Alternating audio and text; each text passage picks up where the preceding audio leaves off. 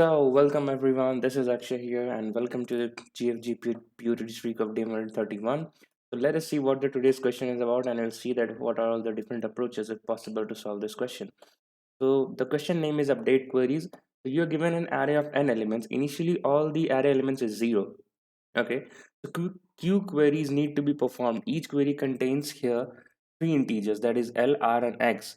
You need to change all the A of I to A of I or X for the L for the I which ranges from L to R. Okay. So return the array after executing Q queries. So they are saying that for n equals to 3, Q equals to 2, you have to change from range 1 to 3 as AI or X. And then again, you have to perform this query, and then the final resultant you have to return. So let us see in a paint section that what they are saying. Let us do a dry run, and then we will see that the dry run which we will be doing, we will be trying to code the same thing, right? So let us see. So we have this array as what 0 0 0 initially, and then now they are saying to run a query from 1 to 3. So this is R, this is L, this is R, and this is my X, right? Great. So I have to run 0. I have to change this into 0 or 1, and again I have to change into 0 or 1, and again this also to 0 or 1. So it will change to 1 1 and 1. Okay, the next query is about 1 3 and 2. So you have to change into 1 or 2, 1 or 2, 1 or 2, right? So this is a bitwise operator. If you change it, if you get 3 3 and 3, and you have to, after the all the queries end, you have to return this answer, right? So let us talk about the naive approach. The naive approach, what we did here, what was that the brute force, right? So like what are we doing here is that for each and every query, so I ran for this query length, and then for each of this every query I iterated for this range L into R, right? This L into R, the worst case will be that you have to iterate for all the elements. So this approach time complexity will be Q star N, right? And let us look at the constraint, that what are the constraint are. So Q has the 10 power 5 and N is also 10 power 5. So if you do it, it will be 10 power 5 into 10 power 5. It will be 10 power 10, which is definitely greater than 10 power 8. So even though our approach is right using this brute force, but we will get the TLE, right? So let us verify this. This is a very simple code. I will not give you the live coding here. So please pause the video and try to write this naive code by yourself, and then we'll continue with by observing that is there any optimization possible, right? Okay, so as you can see, I have coded the exact solution, that I'm first iterating Q times because there are Q queries, and then I'm using another for loop, a nested for loop, to iterate in the range given in each and every query, right? And I'm doing the operations. What are they saying? That to do the XOR for each and every element coming into this range, right? So that's what I've done, and you can see the logic is right. That's why your output, like our output and the expected output matches. But if I hit the submit button, what will happen? The time complexity of this solution is 10 power 8, which is greater than 10 power 10, which is greater than 10 power 10. So it will definitely get stuck in some cases, right? So let us verify that, and then we'll move on. Okay, so there is only one case where it got stuck. So that's not the point. The point here is that we are getting TLE and we are on the right path, right? So we have to do some optimization in this. So what are we going to do now? If you have in this question, we have this operation to make a or, right, in the or. But if you have went through this question in your previous, let's say in past, then you must have encountered the same question using the plus or minus, or let's say multiplication and division, right? So I will explain you what happens with this addition sign, because that will be easy. It will be easy to explain, and then we'll move on that how we can proceed on with the or operator, right? So let us do that. Okay, so let us say that we have the element 0 0 0 and 0, that four times four zeros were there in our array elements, right? And we have, what we have to do, that this is our L to R range and this is my X. But now we do not have to do OR operation, we have to do plus operation. Let's just assume, right? So let us assume the same range, that 1 3 and 1. So what I'm doing is that I will, what are the repetitive statements that we were doing, repetitive tasks that we were doing, because in the optimization you have to eliminate that repetitive task that you are doing.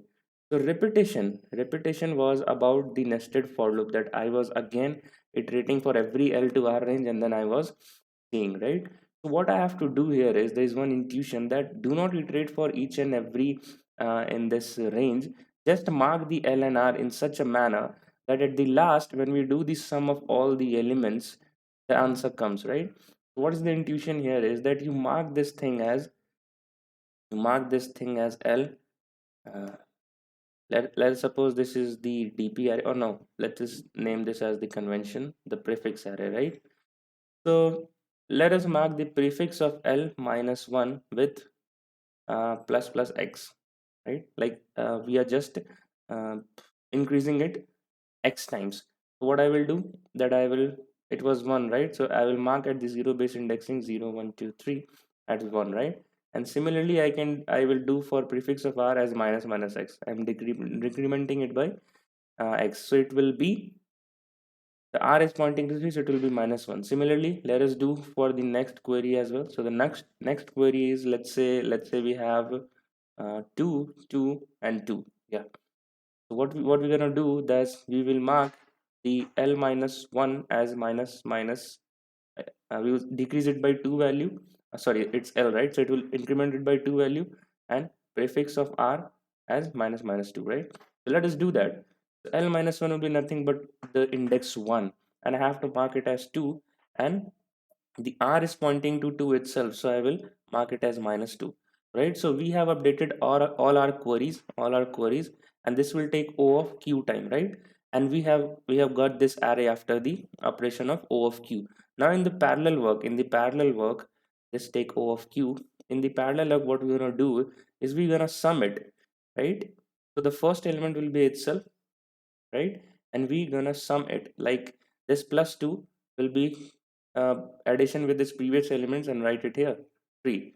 Similarly, this minus 2, this minus 2, yes, use this is my answer array, this is my answer array, right? So use the previous element. So if I'm at 1, then I will use my previous element, and I will update it here, and it will be 2 plus 1 3. Similarly for this, I will use this previous element in my answer, not in this array, and from my answer array I will use it. So it will be minus 2 plus 3, that will give me as 1, and then again I will do 1 with the previous elements, minus 1 plus 1, that will give me as 0, and this is my answer. Let us verify that. Let us verify with the another technique that we were doing, marking all the things in the range. So 1 2 3 I was marking it as 1, so I will do plus 1 plus 1 plus 1 and 0, right? Now from 2 to 2, what i was doing what I was doing is I was making one more integer, that is plus 2, right? So this was my query 1, q1. This is my query 2. I'm iterating in the range now, right? Just to verify that this answer matches to our a brute force technique or not. So it will be 1 3 1 and 0. As we can see that it matches with our brute force technique, right? But this thing take the complexity of q star n, whereas this thing is taking the complexity of q plus n, because we are doing a parallel work, right? So definitely if we are to code this approach, then it will be the time complexity of q plus n will be nothing but 10 power 5 plus 10 power 5. The overall time complexity will be 2 into 10 power 5, which is less than 10 per hour, and it will definitely get submitted. I hope you are able to get clear with the logic I am explaining here. If not, resume the video back and just get clear with this understanding, and then we can proceed on the bitwise. So what happens in bitwise now is that there is an integer, but we have to maintain a 32-bit binary system for each and every value, because then only we can mark that which are all the bits are set and which are all bits are unset, and then we can do perform a XOR operation, right? So if we decide the global steps of this thing, was the global step was to do L minus 1 plus plus x. The second global step was to do the see the rth index and do minus minus x. The third operation that we did was to add with the previous number. So let me write it. Add with previous number.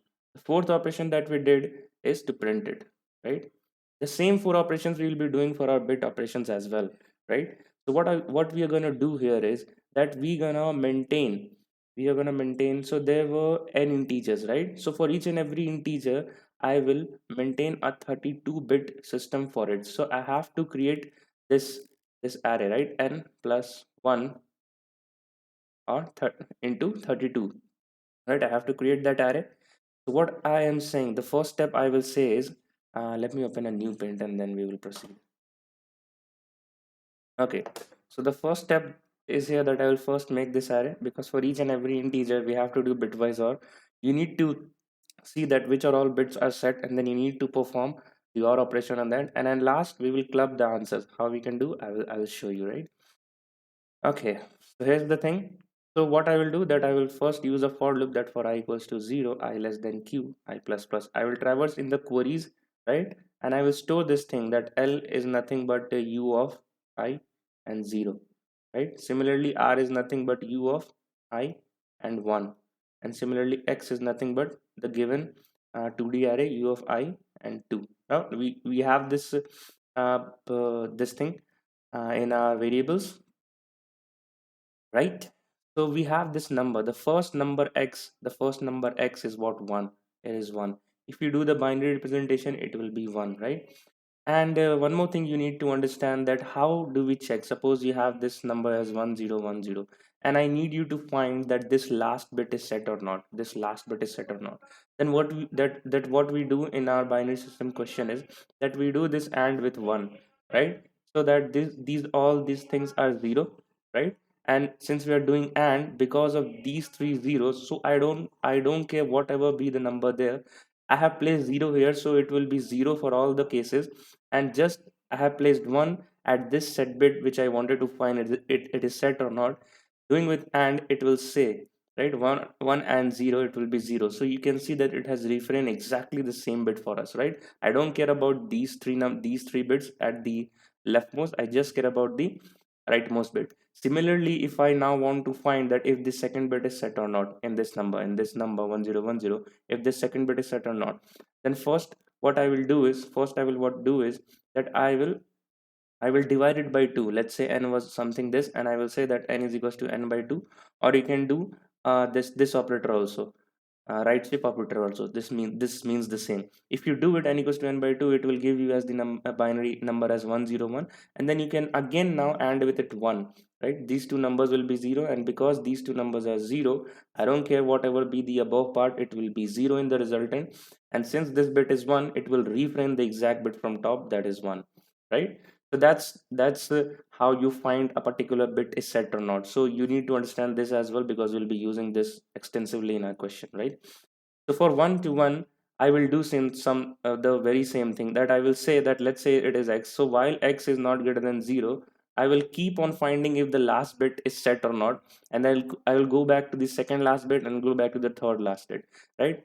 So going from the last bit to second last bit, you need to do this n equals to n by 2, right? So I will write here x equals to x by 2, or you can also use the right shift operator, but here I'm using x equals to x by 2, and I will check that if x and 1 is not equals to 0, right? If it is not equals to 0, that means that this last bit was pointing to 1, because rest of the bits are already pointing to 0, right? So that's how we checked it, right? And then what I will do is that I will mark this. So my uh right, so 1 can also be written as this thing, 0031 times 0, and then this one. I will place this exact opening here, right? Exact opening here. But I will use some operations, that this operations I have to use it, right? So what I will do is, in my last bit, I know that there is a 1. What I will do, I will place it with -1. Oh, sorry. Since this index, this query index is from 1, 3 to 1, right? So L minus 1. So 1 minus 0 is 0, right? So I will say that prefix of L minus 1, and this position bit, I have to maintain a position bit pointer as well. So let's mark it as position, and whenever I will go to this second last position, I will do position plus plus, right? So along with x equals to x by 2, I will say position plus plus as well. So I know this is my first position, right? So I will say that position, which is now pointing to 0, right? And I will say that L minus 1 position, nothing but plus plus. So initially it was 0, I will do plus 1 here. So let me write it with different color in this matrix. It will be plus 1, it will be plus 1, right? Similarly, now the 1 is reduced. When you do x equals to x by 2, the 1 will be reduced to 0, since It is not a set bit. We do not have to do in our 32-bit binary system, right? Because that will not give you any answer. Suppose you have this number 1 as 0, right? 1 and 0, 1 and 0. So how do you convert into decimal? You do 0 into 2 star 1, and then you do 1 into 2 star 0 into 2 star 0, or 1 into 2 star 1. You can see that whatever you multiply with 0 into any number, you will always get 0, right? So it is as good to just neglect that number, right? So we just store the one where it's 1, and we'll do this on the range from for the L index. I will say L minus 1 plus plus, and for the rth index I will just say minus minus. So since we have now converted into binary system, there is no requirement of a plus x. We just have to do plus plus, and we just have to do minus minus, because initially all the bits are 0, right? I hope you're here till with me. And the next thing what I have to do is that the previous of r, the position was itself the last position. We have not completed our last position, right? We have to do something for the rth index as well. So I will say minus minus. Position of r is nothing but 3, right? So that means we have made n plus 1 matrix, right? So it will be 3 of position 0 equals to minus 1.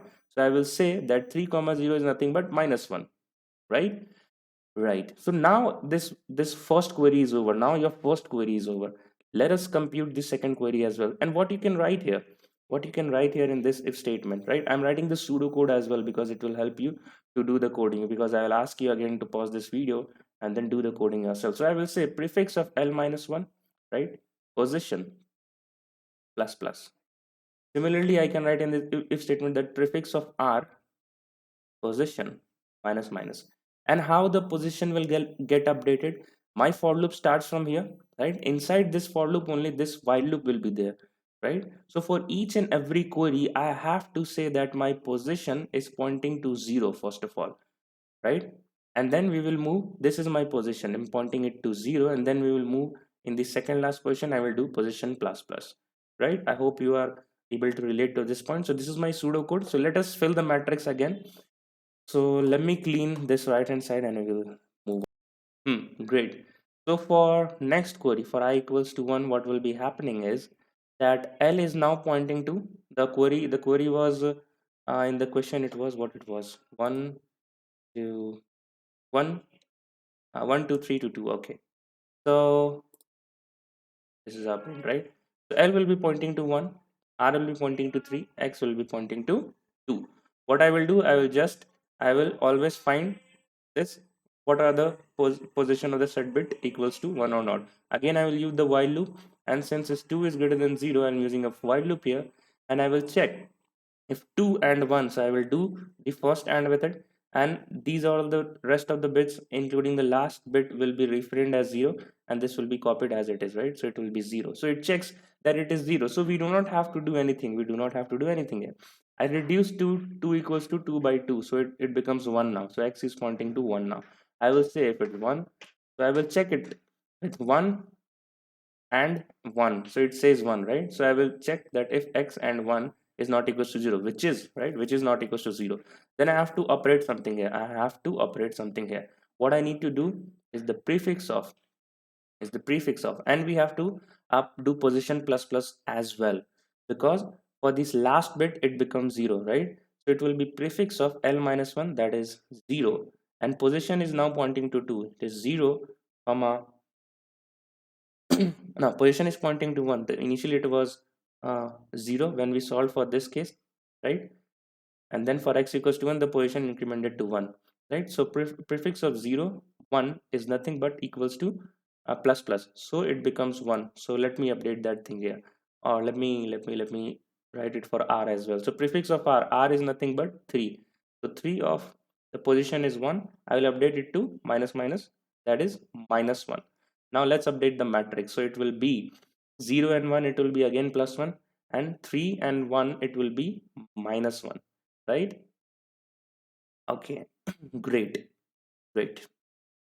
Now what I have to do, now the queries are over. The third step was to do add with the previous numbers, right? So these are all my 32-bit binary system, right? For each and every bit, I need to sum column wise, right? Because then only I can say that for which and which at all position, what were my resultant, what is my resultant. So if you sum it, then this final thing will be stored as my resultant, right?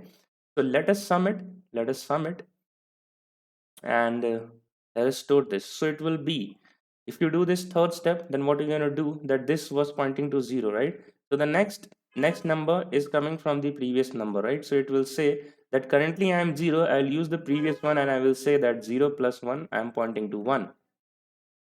Similarly, this at 2 comma 0, it is 0, but I will use my previous number that is pointing to 1. I will be updating as 1, right? So you just have to go till 1, from starting from 1 to, and you have to end at less than n, right? That is it. That is it. For, let's say, I equals to 1 to I less than n. That is it. Okay. Similarly, for all the columns, you have to do it again. It will be updated to 1. It will be updated to 1, and you have to stop here, right? But for all these things, you can see that it was 0. It is nothing. When it's nothing mentioned, that is 0. So it will be 0, 0. It will be 0, 0, 0 and 0. Till the 32th bit, it will be 0 and 0. So now your matrix have the answer, right? Your matrix has the answer, which is the answer. What you need to do, you need to print the answer, but to print it you have to before process it, right? Because it's a 32-bit binary system, so you have to process this thing, you have to process this entire 32-bit 2D array. So as you can see now, hmm, so for I equals to 0, your answer is present here. For I equals to 0, you have this as answer. For I equals to 1, you have this as answer, like from starting from this to 32th bit. For I equals to 3, you have starting from here to here, right? So, and you can see for I equals to 0, you have this 1 1 0 0 0 0 0, right? But it is actually, since we have reversed the overall bit, right? जो हमारा 2 था, like the 2, we reversed it and then we are storing, right? So the actual answer for I equals to 0 is 0 0 0 30 times, and then you have 1 and 1, right? Similarly, for I equals to 1, you have again 0 0 0 30 times, and you have 1 and 1. Similarly, for I equals to 3 also, you have the same thing, 0 0 0 30 times, and you have 1 and 1, right? Right. So what are you gonna do to convert it into decimals? So I will say that 1 star 2 0 and plus 1 star 2 star 1, and rest all the bits are 0, right? So there is no weightage for that, so I will say that it is pointing to 3. Similarly, I will say it is pointing to 3 and it is pointing to 3, right? But this actual answer is stored in the reverse form in our 2D array, right? So what I'm going to do, that I'm going to use this index above it, right? So what I'm going to say for the last part is that I will say that for that for j equals to 0, let's say j less than 20, right? And j plus plus, I will iterate in all the I'll iterate in all the columns as well, right? Right. Okay, so I hope you are getting a clear understanding of a dry run, that how the things are happening. And for the first and second step, I have written the pseudocode as well here, right? Let me write the pseudocode for third and fourth step. So let us begin with the fourth step. We have this 2D matrix here, right? And let us do this thing. Yeah, no. Okay. So what are we doing first for getting the answer? That first I'm iterating in this part for each and every row, and then I'm pointing and I'm taking the bits from each and every column, right? So what I'm going to do is I will start for I equals to 0 to I less than n I plus plus. I will do a nested for loop, right? And in between I will maintain result equals to 0, right? And I will check that if prefix of I and j is greater than 0. If it is equals to 0, then you do not have to do anything, right? So if it is greater than 0, then add it in your answer. And you know that doing that 1 star 2 power 0 is nothing but 1 left shift left shift 1, right? It's nothing but this, right? So what can I do? I can use this jth pointer as well here. So I will say that result is nothing but plus equals to 1 left shift j, right? Right. So that will give me my resultant answer. And at last, so this is my second for loop getting over here, right? I will store this in my answer arrays, that answer of I is nothing but result, and then at last I will say return result. So this is your fourth step of pseudocode. Let us discuss what will be the pseudocode for the third step, that we were doing these steps. We were filling each and every column, this one, 0 1 0 0 0. So what can I do is that I'm iterating for each and every column and I'm summing up, right? So I will start with the column as well, right? And this is not 20, this is actually 32. So I will start in the column. So my third step will be nothing but that I will start for I equals to 0 to I less than 32, I plus plus, right? I'm showing you all the pseudocodes here, then we'll go directly jump into the coding section. Now, I just have to fill the rows for starting for j equals to 1 to less than j equals to less than 3, because 0 was already filled, right? And I have to take 0 to fill the row 1. I have to take row 1 to fill the row 2, right? So what I will do, I started from I equals to 0 to I less than 32, and then for each and every row, what I will do is that I will do prefix of what? Prefix of the row that j of I, right, is nothing but plus equals to prefix of the above one. We are going up from one row, we are going above, right? So I will say j minus 1 and the same column, right? This is my column pointer, this is my row pointer. Great. So it will be updated using these two for loops, right? I have explained you each and everything what is to be done here. So I highly recommend you to pause the video now, see the pseudocode. This is the first phase. Take a screenshot maybe. This will be your second, this will be your third and fourth step. Take a screenshot maybe and try to code it yourself, because then only you'll get a more clearer understanding, right? And also I recommend you to please dry run for this second test case as well, right? Because if you dry run for yourself, make this 2D array and plus 132, and it will be like definitely getting into your mind, right? So today's question was a bit lengthy, guys, so let's pause the video and start coding, right? I'll also code it and then I'll show you. Okay, so that's the code here, the same steps. The reason I did not do this live coding, writing each and every step, because I have already done that. I've already done that in my pseudocode, right? That's the motive. When you explain the logic, if you are able to, like, if you explain the pseudocode, then in my case, at least in my case, I'll able to get a clear understanding, right? So nothing I have made. Let's go to code walkthrough. So prefix, we have made a 2D array of n plus 1 and 32 as we discussed. We made an answer error because you have to store at last. You have to print the answer, right? We are iterating for Q queries, storing the L, R, and X. Now, for each and every X, we are finding that if the last bit is set or not, and then we are moving in the left direction, moving to the second last bit and to the third last bit. So moving from last bit to second last bit, you have to do right shift or divided by 2, the original number, right? Similarly, you have to I'm maintaining the position from last to second last bit using a pointer p position pos, right? And if I'm checking that if that bit is set or not using this if, I already explained you that. And these two steps are coming from the same that we did for the first optimization for the addition thing, right? That's why I explained you the addition thing. Because if I would have explained you directly the 2D array, maybe if it would have been a slight difficult to accept it, but now I think you will be able to completely accept this logic, right? That's third step that we were doing, that we were when we had this plus 1 minus 1 and plus 1 minus 1 in the first row and third row. For rest of the rows we are filling it, right? We are filling it for the rest of the rows using this for loop. And how I already showed you, right? Now in the last step was to print the statement, but to print the statement you have your answer in the binary system. As of now, you have to convert it into decimal and then you have to appoint it in your answer, right? So converting it to decimal is very simple here. The same thing, you have this answer 0 0 0 30 times 0 and you have double one. So what you do, you come to the last bit and you say that 1 star 1 into 2 power 0, and then you come to the second last bit and you say, and you pick that bit and you say 1 into 2 star 1. And whenever it is 0, then whatever number you multiply with 0, it will not give you the weightage, right?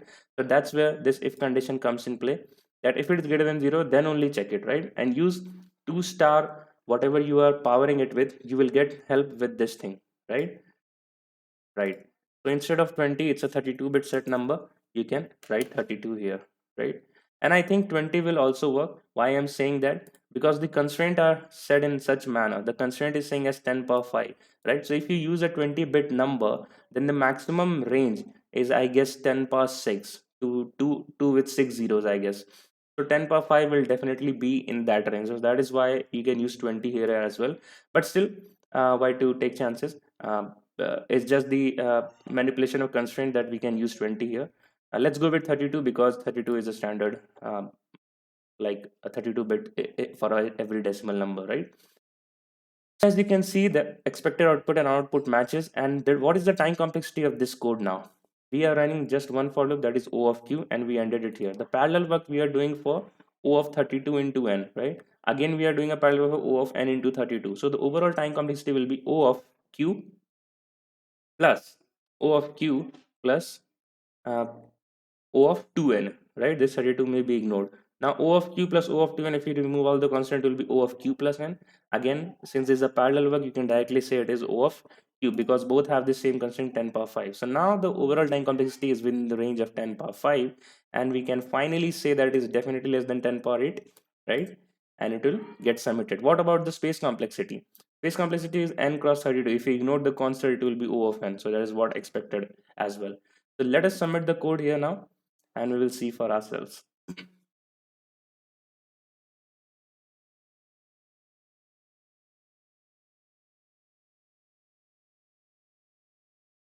So great, all the test cases passed. So great, kudos to everyone, congratulations to everyone who have made this till far. I'm definitely sure you must have been, you have got a very clear understanding of how to solve these types of questions. Either it would be or XOR or plus multiplication, anything, right? So let us discuss a summary. So method one was nothing but a brute force technique, which we, for each and every query we treated in every range, and that gives us the complexity of n star q. The method two was to use the prefix sum array, right? We eliminated the repeating steps of the nested for loop, and then we achieved this task in parallel work, that is n plus q, and this was getting greater than 10 power 8, 10 power 8, right? And that this was giving TLE, but this is 10 power 5, which is less than 10 power 8, and the code got submitted. Both the approaches were right, but you have to take care of this TLE thing, right? So that's it for today's video. Let us meet in the next day of day 132, and I hope you guys are sound and good. So keep learning, keep learning, keep growing. Bye bye, and take care. Bye bye. Oh, one last thing. Uh, I would have just stopped this video now. One last thing is that I have taken this initiative of sharing you the C++ code as well, because the language should not be a barrier, right? So this is the Java code I showed you. The exact Java code is here, and this is the C++ code for the C++ guys. You can use this code, right, to run the same thing. Now let's end this video here, and we'll meet in the next day. You can connect me on Instagram and LinkedIn for any doubts or guidance if you may have for anything, yeah, regarding DSA and placement journey. So that's it. Let's meet tomorrow. Till then, bye bye. Take care and keep learning.